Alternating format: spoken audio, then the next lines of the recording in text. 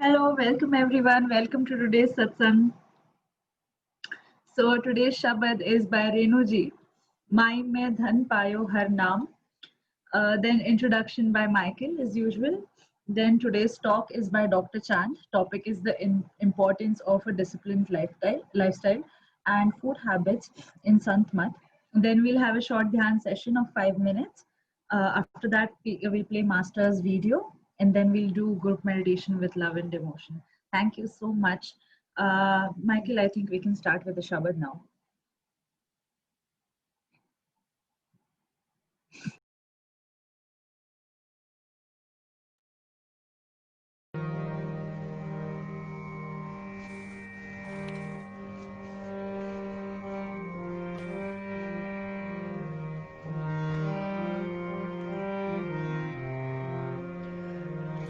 माई में धन पायो हर नाम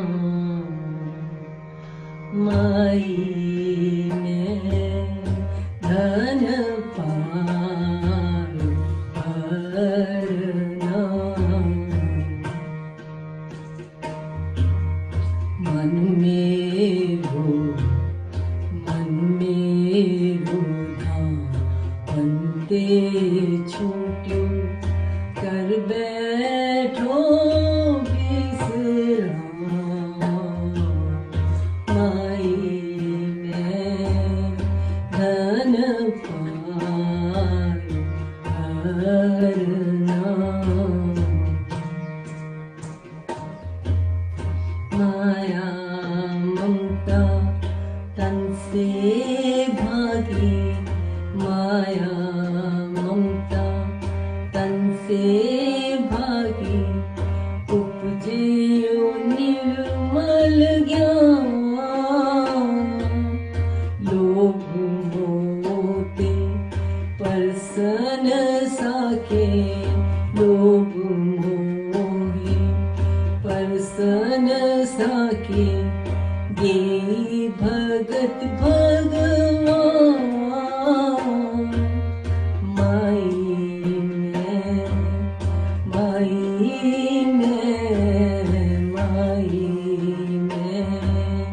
धन पायो हर नाम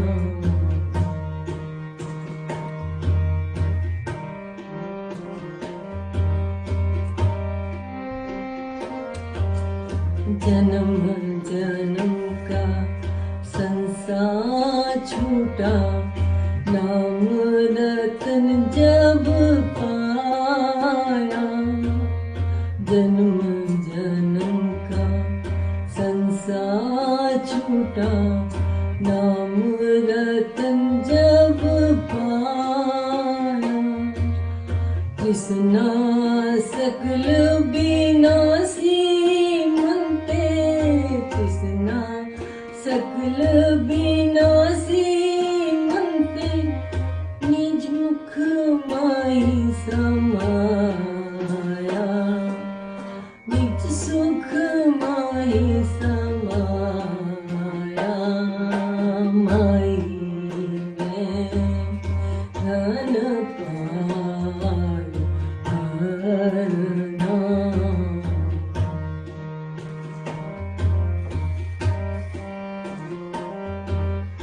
जाके होत दयाल कृपा निधि जाके होत दयाल कृपा निधि सो गोविंद गुण गावे कहो नानक विद की संपे कहो नानक विद की संपे को गुरुमुख पावे माई में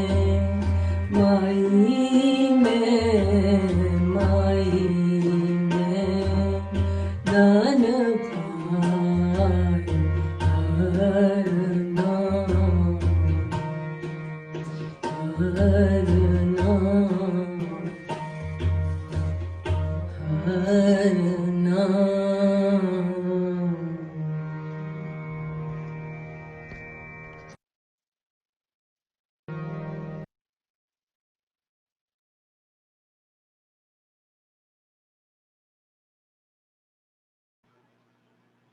Good morning, everyone. Welcome to satsang. This shabd was beautiful by Renu. Thank you so much. O Mother, I have gathered the wealth of the Lord's name. Greed and attachments cannot touch me. I loved the whole shabd. It's so beautiful. So thank you so much for your seva. We really appreciate it.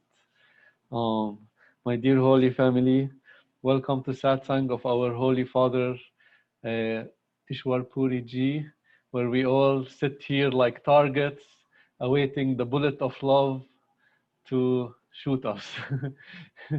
um, Lucky is the one that gets shot by the bullet of love, by the Master, because once that bullet is received by the disciples, once he's shot by the bullet of love, then the whole world changes. The whole world changes and becomes from a hellfire to a beautiful rose garden. There are many, many stories that from disciples after they met their master, how their life was turned upside down, how it changed, and how pain, suffering, happiness, and joy there was no distinction. As real love does not leave any distinction between pain and happiness, between suffering and joy. It all gets erased. Baba Sawan Singh used to say that this world is not a bad place, but don't make it your own. Just like a waterfowl dives in the water, and then when it comes out, its wings are dry. And the same thing, that if we don't make this world our own place, then we are happy. And the saints are the happiest people. Why are they the happiest people? Because they are like the bee. They are like the bee who comes to the bowl of honey and sits on the bowl of honey and sips the honey, tastes the honey, takes the honey, and eats the honey and then flies away. Yet the worldly people are like the bee who comes and dives right into the middle of the honey. And then what happens? Then the wings get stuck, the legs get stuck, and it drowns and it cannot taste the honey. It cannot taste the honey. This is the difference between the meditator who has a perfect living master and people who live in the world, is that the meditator knows that this world does not belong to him and knows that not to get attached to this world and not to make this world his own. And that way, the saints and the meditators, they enjoy this world. And when the bullet of love is shot by the perfect living master into the disciple, then love is awakened. And when the love is awakened, then life becomes different. And even like when Jesus was put on the cross, he did not mind being put on the cross. He was still happy. And he said, this is the will of God.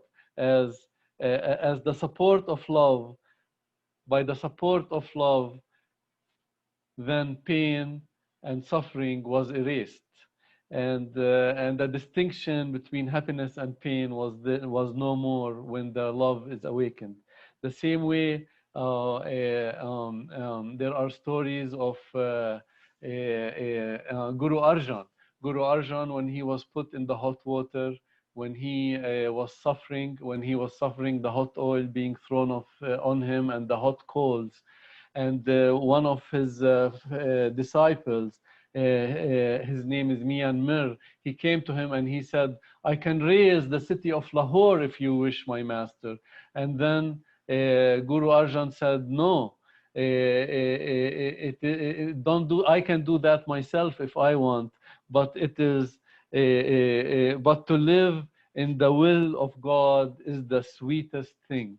This is what Guru Arjan's words of answered his disciple. To live in the will of God is the sweetest thing. So when love is awakened in the disciple, then he does not mind pain, and he does not mind suffering, because he sees everything coming from him as the will of God. And when the will of God, and when the lovers of God experience this pain or this or joy, it doesn't matter to them, as they see everything as the will of God. Uh, there was another disciple of Guru Gobind Singh. His name was Bahai Mani Singh, and he lived with the Guru from his childhood. And he served in the Langar, and he lived even after Guru Gobind Singh left the body. And you know, at that time there was problems, and the Mughals were torturing the disciples of the Guru Gobind Singh, and he was caught by the army of the emperor, of the Mughal emperor. And they decided, because they decided to put him to death by cutting his limbs from the joints one by one. And the butcher hesitated and said he hesitated to do this work. However, the disciple Mani Singh said, no, go ahead and do it. Go ahead and do it. It's the will of my master. It's the will of God. And he was happy that the will of God was being done to him. This is what happens when love is awakened. However, when us, the disciples that are not fully awakened in love, when pain hits us, we run away from the master, and we start to blame the master, and we lose faith in the master. Yet the lovers of God, where the love is fully awakened in them, they never lose. They never lose the trust and the surrenderance and the will of God. They are happy in the will of God. Whatever God throws their way, they are happy.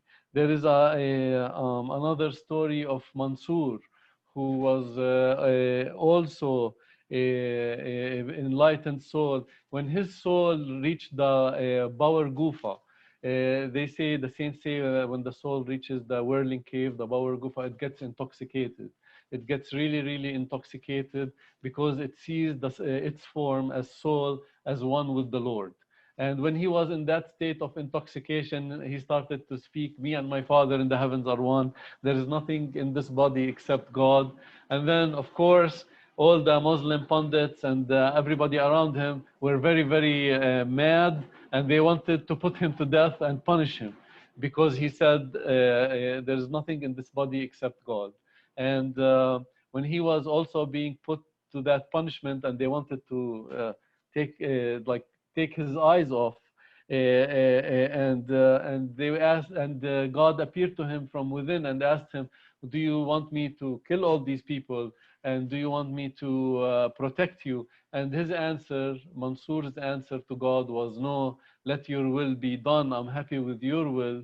And and please, if you want to do something, then let them know who I am. Open their eyes to who my reality is.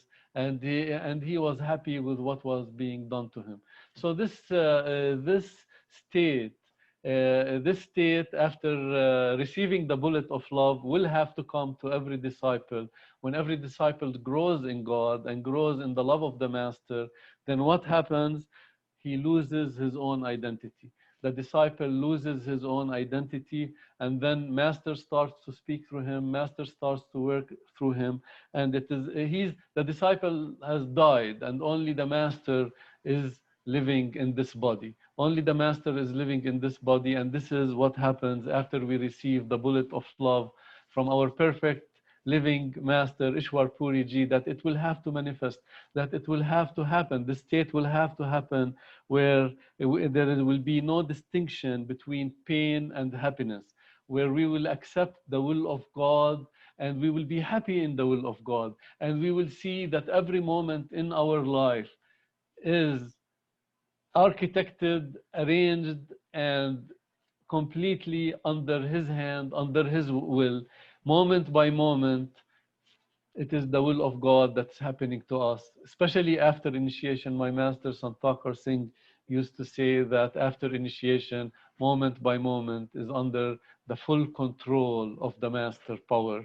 And he arranges it to us, even though it might seem that master is not working and because we are going through pain or we are paying some karmas, he is there moment by moment and he's just liquidating our karmas. And we are having this pain, and when this payment is gone, then we are more, well, when this payment is paid, and our pain will stop and we will be lifted higher and higher into awareness of master and God until we ultimately become nothing in this body but master, full master manifested in this body. So I wish that on all of you and all of and me, that we will reach the state where we will not distinguish between pain and happiness, and when we will accept the will of God as the will of all the Almighty. I'm so happy, my dear brothers and sisters. I try to do my best in this seva. You know, I am still a soul that is being worked on by Father God. If I do any mistakes, please forgive me. I try to do my best and leave the rest to Master and do this seva. And I know that this seva brings happiness to me and happiness to many, many people as it plants the seed of love. It plants Master more and more. Day by day, he grows in us. And I'm very thankful to Master for this seva. And I'm very thankful for you that you are here, my dear family of light, sitting in the love of our perfect living Master, Ishwar Puri Ji, and receiving that love. We're all receiving the same love, the same radiance, and being showered by His grace moment by moment. So thank you for coming to Satsang. It makes me very happy to see all of you here. Thank you, Master. And now I would love to welcome my very, very dear brother, Chand, and see what he has to say. As everyone works, a master works in all the speakers, and we just have to listen to all the speakers and learn. And master will give us something new from any speaker that speaks. So I welcome my dear brother. Thank you very much, Michael. You have got all those wonderful stories every time, and that's what motivates every one of us, and that's really great, you know. Now today, we are going to talk about importance of disciplined lifestyle and food habits, you know. Now, in Sant Mat, what is the most important thing for a disciplined lifestyle? You know, whatever lifestyles one has got, so it all depends upon what you really do, your daily routines, you know. And basically, if you are employed somewhere, then you go there and do that work professionally, and you develop your lifestyle accordingly. If somebody is going to schools, then his lifestyle is like that. He gets up, gets ready, goes to the school, comes back, does the homework. And the people who are in business, they look after their business. So, you know, there is a aim of life, you know, on which you decide your lifestyle. Because deciding your lifestyle depends upon the aim of life which you have understood, you know. So how we understand our aim of life is so important. Now, it is to understand the aim of life is basically due to the philosophy which you are learning. Because each religion is a philosophy. They tell you the way to live, you know. And now Sant Mat is also a philosophy which really tells you everything about truth, what truth is. So it is without any rituals, but then straight away it tells you that philosophy that you are divine, you have got this acquired mind and a created body, and you are here for a while. Now this particular philosophy and knowing the Sant Mat through perfect living masters and Michael's satsangs every day. Everybody talks, all different speakers talk. As he very rightly said, that the language comes from beyond. The master speaks out of those people at that time. Because as I talk about the origin of language is from beyond, then it comes into this Pashanti area. It comes to your soul. Then the soul hands over the language to the mind, and then the mind triggers the brain. The electrical movements go all over your body, and then through the central diaphragm, it comes out of your mouth as language. So what saints do, or whatever speakers are doing, they are all, trying to do that particular job which is descending, which is the language is flowing onto them. They're not adding anything from their mind. But what really happens? The talk is always through intuitions, as Michael was saying, that the master talks out of you. Something wonderful happens, Then through intuitions, whatever you are talking, it starts flowing out to all the other members of the satsang, so that they can understand that particular theme.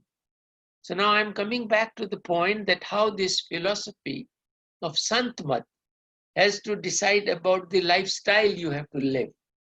So in this, you got to understand that how this discipline is achieved, as per the aim of life. Aim of life is to learn how to die before we die. It's that simple. So and to do that you got to de-link your attention from body and mind in meditation and link it to the source, which has to be done every day, so that at the time of death,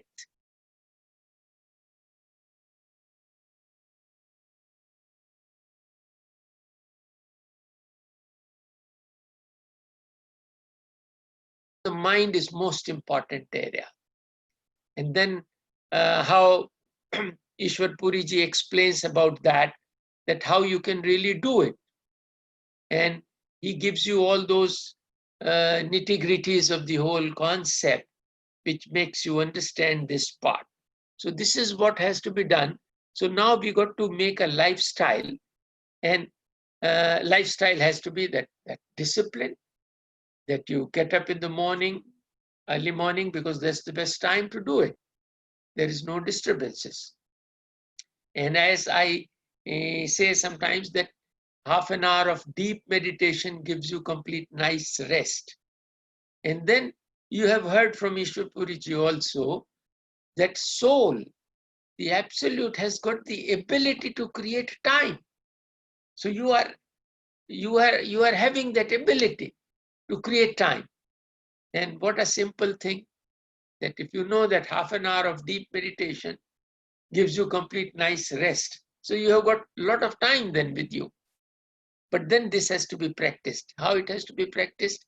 In the lifestyle, that your food habits, that you take only that much of food which is needed for the body.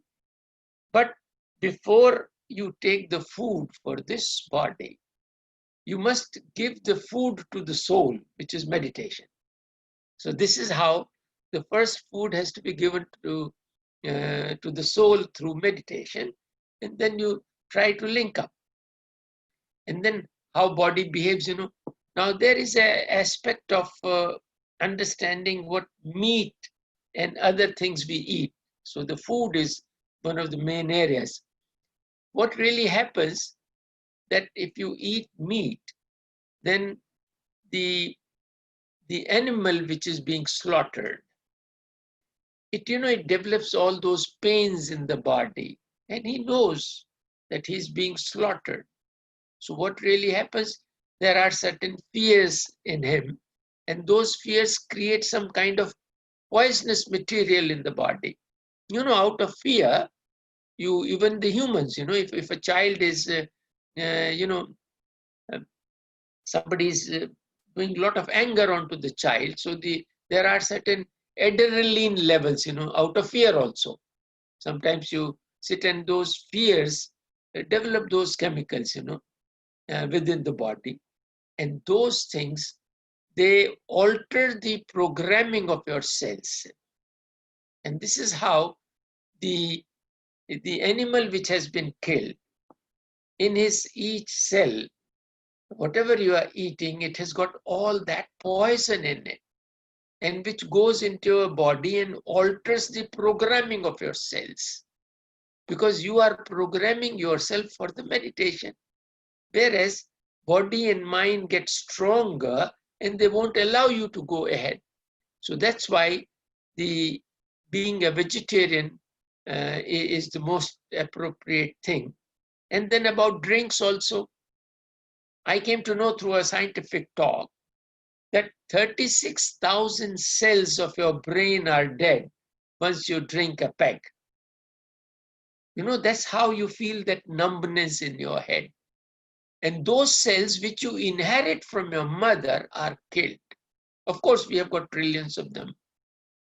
But then, every time you lose those cells, the ability to sit in meditation and to really withdraw that attention, those cells are needed there to bring you up. Whereas, if you lose these cells every time you drink, you are doing something very bad for your own body. And those cells which you inherit from your mother, you don't reproduce them again. Other cells you eat, new cells are made, the old ones go out. So that is how these cells, you don't reproduce them again. And by taking alcohol, you are damaging them. And they help you in developing that particular area so that you can do that part. So now, there is few more points which I want to convey here, that, after life, what really happens, because there was a point to talk that what happens at the time of death. This is what we are preparing our lifestyle under the Sant Mat program. And then how to discipline yourself is an area. So now this is a discipline, that how the last moments of your life, what really happens there. Because as you were being told that how gradually the life starts withdrawing from the lower parts of the body when we sit in deep meditation, it does happen. The lower parts of the body starts getting numb, then the further part, the stomach, the head, sometimes the jaw also gets that way, and this is how the withdrawal takes place. Now, this is what has to be understood, that while doing meditation, the deeper areas, you will feel these kind of things, and one has not to rather fear about that. So some people do fear. The other day, Ishwar Puriji been talking that how sometimes people are very fearful of this, whereas there is no fear, because soul is fearless. It doesn't die. And that particular energy, which runs the system 24/7, it is being withdrawn, but it keeps the body functioning. Even your breathing goes very low, you consume much less oxygen during this period. It means your need of oxygen reduces so much. So all this information is now being talked about by Ishwar Puriji and other people who are doing satsang here. Every time you learn this new areas of knowledge, which is going to help you, So now I was just trying to say that how this soul, which is withdrawing from the physical body and its mind, then in the process, it goes into the astral. And then in that astral body, all those karmas of many, many lives are there.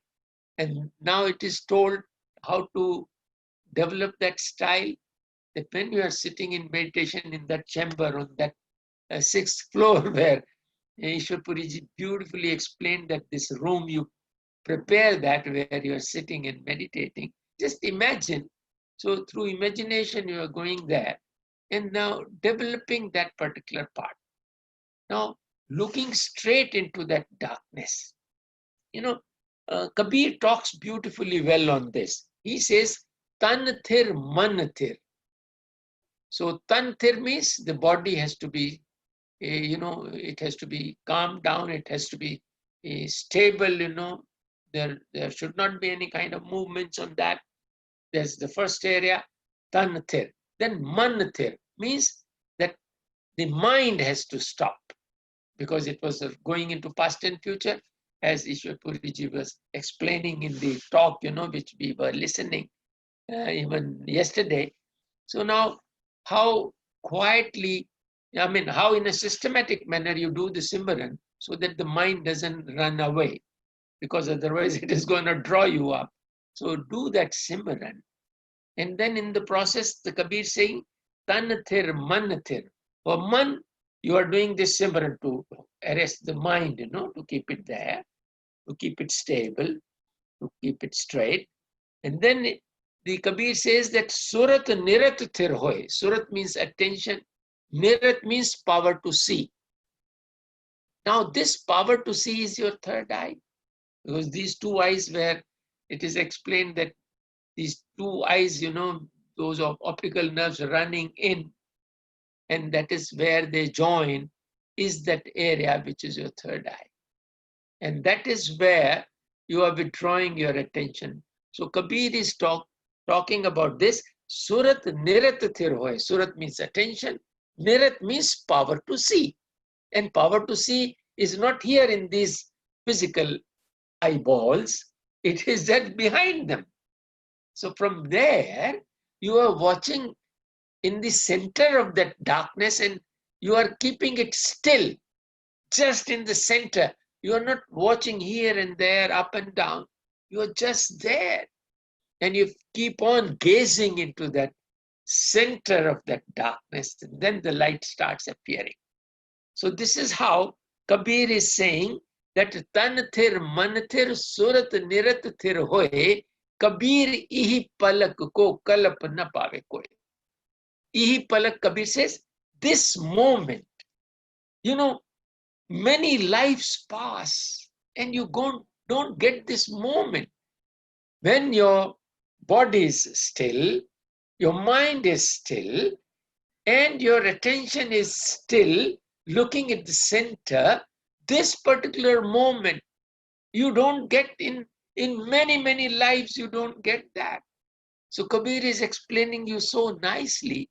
Tan thir man thir surat nirat thir hoye, Kabir ihi palak ko kalp na pave koi. Kalp means ages, many, many ages. And you don't get that. And that moment is so important, and that breaks you off and gives you that emancipation. And then at your free, because you will have that experience. And to develop this lifestyle and those food habits, to go through this journey is a wonderful area. And this knowledge in this satsang, I must appreciate Michael that we all listen to these talks. And this is how it should motivate us, how to really go ahead. And something very important in this lifestyle is, which Master was also talking, that if we are angry, we can't meditate. Because, I'll just give you an example of the water. Now, if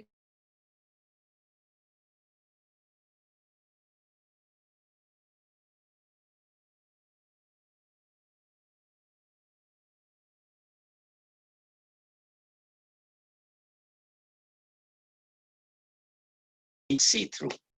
So this anger is going to bother you so much in life that it won't allow you to meditate. So this is how you got to do that. And something similar, the Master said, if you eat more food, then you feel like sleeping. So you got to take lighter food, balanced food. And this is how this lifestyle and your food habits will make you all this, So, there are many areas, like, how you conduct your life, eating meat, etc., then sometimes, suppose if you are cheating someone, if you're doing some bad acts, of the mind, which is like, lust, anger, ego, attachment, deceit, fears, and worries. So these are all, they diminish your progress. They hold you. So you got to see that how your karmas are there, how these being here. The other day I was talking about traversing, in all the three levels, So this is what is very important to understand, that if we go through the divine attributes in life, we can traverse. As soon as we give our attention to the mind or to the body needs, we are stuck up. So that absolute intelligence capable force has got all the abilities to drive your mind and body in a peaceful manner to go through this life, which is a short span of life. So this is what I wanted to talk today. I think I have done a bit of justice to the point, and I have explained this area, because to listen to the master is more beautiful, because he explains all these things. What I spoke, he also gives you such a nice talk on all these things and gives you those proofs. The way he explains it goes into your mind, because the mind needs education. And satsang tames your mind. So it is taming the shrew. Mind is very shrewd, and it is only the satsang which can tame the mind. If you don't do that, the mind will sway you here and there. It won't let you do your work, which you got to add up in your lifestyle. So I think this is what I would like to request Michael to now play Master's video. Thank you. And thank you very much. Thanks a lot. Thank you so much, Dr. Chan. Since you talked about anger, I have a short poem from Saint Kabir about anger. Please explain that. Please explain that. So Saint You Kabir have got a says, treasure. You got a yes. treasure house of all this. That's Okay, great. Saint Kabir says, anger sets the world afire. The flames burn the world entire. Protection is complete with the practice of his name, from the fire that is sparked by anger's flame. Anger is a barrier on the spiritual path. Much harm is created by anger or wrath. Spiritual accomplishments are dissipated when ego spurs anger to be created. Sincere forgiveness stops and releases anger into powerless pieces. That's beautiful. Sincere forgiveness stops and releases anger into powerless pieces. One who will give, show compassion, and understands remains untrapped by time's command. Malicious words hurt and burn with their thrust, leaving the other burnt to ashes and dust. Only soothing, peaceful words the Master will give to those who are reborn and want to live. Beautiful, huh? Beautifully explained. Saint Beautifully Kabir. explained, Kabir. That's Yes. nice. That's So great. now we will do 5 minutes of meditation to prepare ourselves to watch our Holy Master Ishwar Puriji. That's right.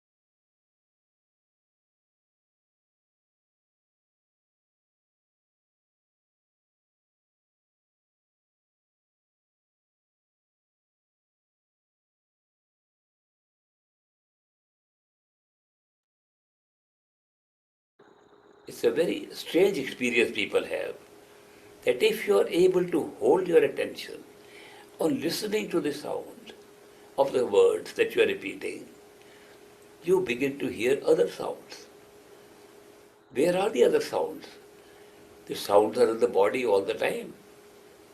If you are putting too much attention in the head, even you can hear your heartbeat, you can hear your breathing. Therefore, the attention you put on the words that you are repeating can bring up other listening capacities. The listening device that we have in ourselves enhances the more attention we put in listening. Whenever you try to listen more carefully, the better you are able to hear. People go to an orchestra and a lot of musical instruments are playing and they like the drums. They put their attention on the drums. The drums become louder, other instruments begin to fade away. The more attention they put on one instrument, that becomes louder and the other instruments fade away. The instruments are playing at the same rate. The capacity to listen is also being used as a capacity to concentrate what you are listening to. It's a very important factor, that if you are able to concentrate your attention, the whole secret of meditation lies in the use of attention and concentration of attention. And that is exactly what you are practicing when you are trying to listen attentively to the words. Each word you are listening attentively, how does it sound? When you are listening to each word, other sound that exists in us which we never pay attention to suddenly come into being as attention moves. It's a good thing that we can hear other sounds. Some sounds are physical, and therefore they are created by the blood vessels moving, they are created by breathing, they are created by other natural things that are happening in the body. But those sounds which are not being created by any part of the body or anything from outside, but are only natural to our own self, to our own conscious self, those sounds have a very strange melody of their own. The melody is so good that you can't see any break in them, there is no harshness in them, there is no beat in them, but it's a continuous melody. It's a very strange kind of sound that you can hear, and when you want to listen where it is coming from, we lose it. Why? Because we are so used to listening with our ears that we always want to point to a direction to hear where it is. The two eyes were given to us so that we could see a three-dimensional world. Two ears were given to us so we could determine a direction from where we are listening. The direction is immediately determined. One ear hears louder than the other, and we know that's the direction from where it's coming. Now, we are so used to listening with the ears that when we hear any sound, our attention gets moved to one or the other ear. Where is it coming from? Very often, we find some sounds that we can hear are themselves moving to whichever direction we listen to. They go to left or right, depending upon where we put our attention. It takes some time in meditation to discover that those sounds are not coming from the left or the right, they are coming from within yourself and your attention. When you move your attention, the sound seems to be moving too. So that is why it is necessary not to lose the center of your location. Wherever you feel you are, do not go right or left for listening to sounds that come by themselves. The real sound that can be used for effective meditation, even higher than the Simran we are repeating, even higher than the visualizations we are doing, is to put attention on the sound that's coming from within yourself. What is the distinction with this sound and the other sound that we can hear? Distinction is this sound coming from within ourselves. If we just stay in the center, it looks like it is all around us. It's like a surround sound. It is like a sound that we cannot determine. Whichever side we want to think it's coming from, it comes from there.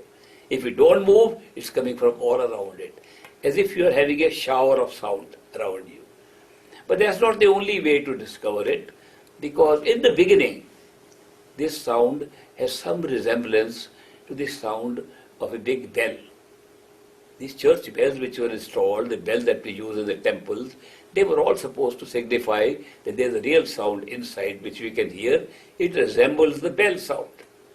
The big bell, if it rings, it creates a dong sound, and there's a peal to the bell. The peal of the bell contains a melody. The hit of the bell takes away the melody. So supposing you pick up only the melody of the big song, it has a little vibration in it, like the bell sound has, but it is a continuous sound. That particular sound is the first form of the sound that we can hear of our own self. It's a very important point that you should be able to recognize that sound. Because you may hear other sounds too. And if you are hearing a number of sounds of different kinds, then you have to pick one on which you can put attention. And that is why the sound coming from the self is the one which you should pick up. In the beginning, you may hear only sound from the sides.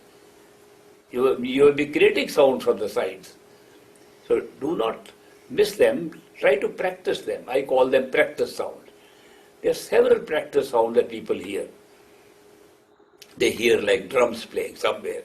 They hear like thunder outside. They feel there is thunder outside, we're hearing from outside. They feel some trucks are passing on the road outside. They feel a train has come and stopped outside. They feel the echo of the train outside. They feel a whistling sound outside. There's sound of little crickets chirping, little birds chirping, sound of little bells ringing. All these sounds come, and they are all sound which I call practice sound. Do not ignore them. Listen to any sound for practice of developing your capacity to listen better. The practice sound means to practice the art of listening. The art of listening is very important in meditation. So when you practice the art of meditation by listening to any sound, then you are able to, when the real sound comes, you are able to put your attention on it more easily. It's an exercise that takes time. And since we have practiced listening to the Simran, that practice of listening to the sound of the Simran is what makes it easier for us to hear the sound of the self. And that is why it's even more important to do Simran, not only to take your mind off from outside things, but also to practice the art of listening. Listening is very important. So when you listen to yourself, what happens? There is no faster way of drawing attention to yourself. What are we trying to do with meditation is to discover who we are, our reality, who we really are. Not the body, not the senses, not the mind, not the thinking mind, not any concepts of ourselves. Who are we? That's the whole purpose of discovering. And that is why it's a very important question. Who are we? Who is the self? What's the nature of the self? Listening to the self is the fastest way to move to the self. And that is why it's the best possible way that I have studied.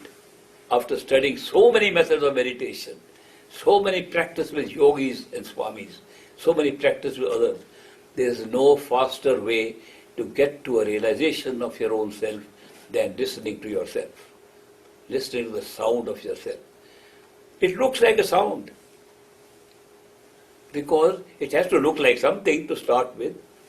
We are used to 5 senses to perceive the whole world, and we have to use some sense to make sense of what is going on inside. That is why it looks like a sound.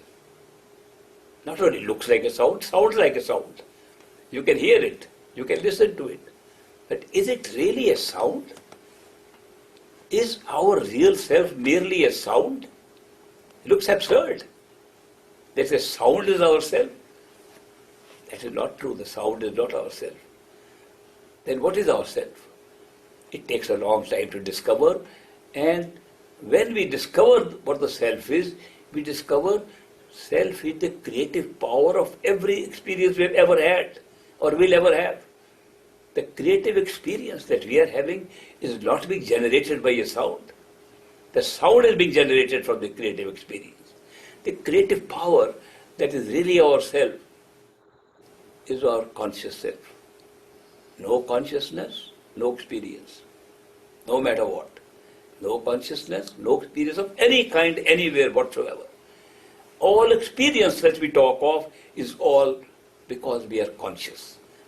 Unconscious, no experience. That is why consciousness is our reality. And if the consciousness is merely divided into so many different consciousnesses, it is not our reality. It's an experience. Division is an experience. To divide consciousness amongst so many others is an experience. It's not our self. Our self is totality of consciousness, which means a total consciousness including all the experiences it has generated. If that is the truth, that we are consciousness, how do we make it into a sound? When we make it into a sound for convenience, because at the physical level, we are used to listening to the sound. We are listening to the sense perceptions, sound is easy way. When we listen to the sound and move toward the self, does it still remain a sound? Not at all. Sound is only the beginning. The change of sound is only beginning. The understanding of the self increases from sound to power, from power to the self, from self to totality. These steps happen because we start from the sound. The sound is merely an ability given to us to start with the sense perceptions we have, which we have been using outside all the time. Now we can use it within. It's a ringing, like it's a radiation of type from the conscious total self, which is now available to us to reach the self. It's also a means of reaching the self. It's not the self. It comes from the self, but it's not the self. Sound cannot be the self. And when we say that the sound is everything, we are only referring to that to which it is attached, from where it is coming, from where it is originating. It originates from our true self, which is totality of consciousness. Nothing is outside of it, neither the experience nor the experiencer. Neither the creator nor the creation. Nothing is outside of our true self. The whole show of creation at all levels, including the physical and the astral levels, including causal levels, is all happening within the self, within totality of self. That is our self. Not the individual being that we are thinking we are because we are sitting here in a physical plane, all divided and using single consciousness as if it is distributed to millions and trillions of others. This is just an experience. The division is merely an experience of the self. The self is never divided. All these experiences are taking place within the self. Imagine if we were able to discover our totality of consciousness, what would be our experience? All experience will be our experience. All experience of all levels of creation would be our experience. That is why a perfect living master is one who has attained that state of totality of consciousness. A perfect living master is a human being like us because he is appearing in our life. Where is he appearing from? Appearing from the same single consciousness which is our reality. Therefore, he is not separate from us. He only becomes ourself when we reach totality of consciousness. Till then, we are creating that experience of a perfect living master outside of us. The sound that we hear is a very useful instrument, the most useful instrument for approaching the self. If you are able to put attention on that sound, the bell sound, it pulls you toward the self like no other means can do. Sometimes it frightens people. Sometimes they get frightened, there's too powerful pull. They don't realize they're pulling it to your own real self. We are so used to not living in a real self, but living in covers upon the self like our physical bodies. We don't like it. We feel the body is our self, this body will die one day, we are afraid of death, that we'll end then, what will happen to us? We have no realization at all. The body is a very temporary experience. And the body will die, every body dies, because it's made for that purpose, to have a short experience of a physical world, physical matter. It's only a short-term arrangement made by consciousness itself. That is why when we use the sound for drawing ourselves, I have recommended to my friends, take it easy, go slow. Do not try to leap too fast. I remember my own dad, who was also a disciple of great Master Baba Sawan Singh, when he was very keen to find the truth inside, and when his attention was pulled by the sound, he felt he was dying. Actually, the awareness of the body comes up the same way like when we die. When we die, we know that the arms and hands and arms and legs and feet, they die first. We become unaware of them first. Then the torso is unknown to us from the bottom to the top. When the attention is pulled by the sound, the same thing happens. Our attention is withdrawn from the body rapidly and we feel we are dying. So therefore the fear of death is so strong in us because we think it's the end of our entire existence, end of our entity, that we will no longer be there at all. And that is why the fear of death prevents us from going too fast towards our own self. My dad, when he got that experience, he was so frightened. He said, I am not going to do any more meditation. This is like committing suicide. So he went back to Great Master and said, Master, what kind of initiation have you given me? What kind of method have you taught me? It kills a person. I almost died. And Great Master said, Lake Raj, that was my dad's name, shall I give you some statistics? People can die at any time. People die while they're reading a newspaper. People die while they're holding a cup in their hand before they can take a sip. People die in their sleep. People are dying in every state of being. Have you ever heard of a death taking place in meditation? Not a single case has been reported. You understand that meditation prevents death from coming while you're meditating. It's a remarkable thing. So one does not die. The experience of death you had, that you are going to die, is a good experience. What does Guru Nanak say? What does Kabir say? What do all the saints say? Die while living. They say the real spiritual path is to die while living. Experience what death would be like while you're still living. You will still live, but you will have the experience of what happens when you die. It's a very useful experience because you will not be afraid of death after that. You will know what dying means. You will know you don't actually die. It's only the body that dies. The body, you become unaware of the body. You leave the body, but you're not dead. So therefore, don't worry too much.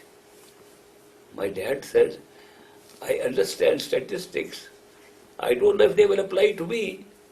I am still afraid. The great master said, what will happen supposing you actually die? What do you expect? He said, I expect you to be there. He said, I will be there. Is that giving you some consolation? He said, yes, that makes me feel a little better, that you will be there to take care of me. But he said, Great Master said, still I advise you, don't rush through. Do little step at a time. Let your hands and feet die first and you get up. Let your arms die, legs die, then you get up. Meditate in stages. So you get used to the withdrawal of attention from different parts of your body, and that will take away your fear also. The same thing I am recommending to everybody now. Because people have similar experiences, like my dad has. Therefore, I am suggesting we have waited for a very long time to get a chance to discover ourselves. We have been locked into this experience of the physical world, birth after birth, again and again, millions of times. It's after a very long time we get a chance to get out. So don't rush now. There's plenty of time to go back. They say sometimes that the path is not a one lifetime path. Swamiji Seshdev Singh of Agra, he defines the timeline for going to the true home as 4 lifetimes. He says, Ek Janam Gur Bhakti, Janam Dusre Naam, Janam Tisre Turyapad, Chauthe Mein Nij Dham. He says one life is good enough to develop love and devotion for a master. And it's worthwhile waiting for the second life to get initiation by a master. You can get up to the causal plane in the third life. You reach your true home, fourth life. Normal timeline is not a few months or a few years, it is 4 lifetimes. But in this age, the Iron Age, the Kali Yuga, everything has been speeded up, so we are in a very lucky situation. In earlier times, we would take much longer. Now we can achieve the same result in the same lifetime, in one lifetime. We can achieve the same result in a few years of our lifetime. So, but don't be in a hurry. Don't take meditation as something that we have to use quickly to get some result. That is not meditation. Therefore, take it easy. Take Simran easy. Understand the nature of Simran. Understand, are you repeating with the tongue and thinking of other things, or are you putting attention on the Simran? Practice that. Practice for quite a while. Then practice.